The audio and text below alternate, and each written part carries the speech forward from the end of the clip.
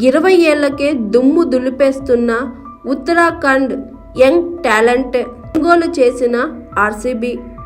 ఉత్తరాఖండ్ నుంచి వచ్చిన 20 ఏళ్ల యువ క్రికెటర్ రాఘవి బిస్తా ప్రస్తుతం భారత మహిళా క్రికెట్లో నూతన సంచలనంగా నిలుస్తుంది.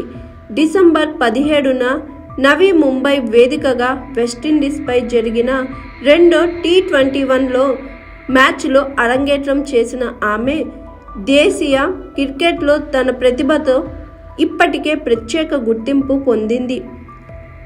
రాఘవి బిస్తా ఉత్తరాఖండ్లోని టోహ్రీ జిల్లా చంగోరా గ్రామంలో జన్మించింది.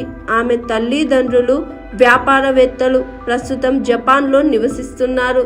చిన్నతనం నుంచే క్రికెట్పై ఉన్న ఆసక్తితో రాఘవి దేశీయ స్థాయిలో అద్భుత ప్రదర్శన చేస్తూ యువతరంలో ఒక ఆదర్శంగా మారింది.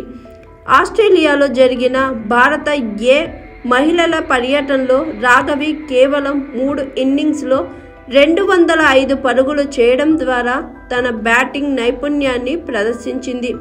యువ వయసులోనే ఆమె ఉత్తరాఖండ్ జట్టుకు ప్రధాన బలగంగా నిలిచింది. 2024-25 సీజన్లో ఆమె 3 అర్ధ సెంచరీలతో 320 పరుగులు చేయడం ద్వారా తన సుస్థిరమైన ప్రదర్శనతో ఆకట్టుకుంది. రాఘవి కేవలం బ్యాటింగ్లోనే కాదు, రైట్ ఆర్మ్ మీడియం ఫేస్ బౌలింగ్తో కూడా తన ప్రతిభను నిరూపించుకుంది.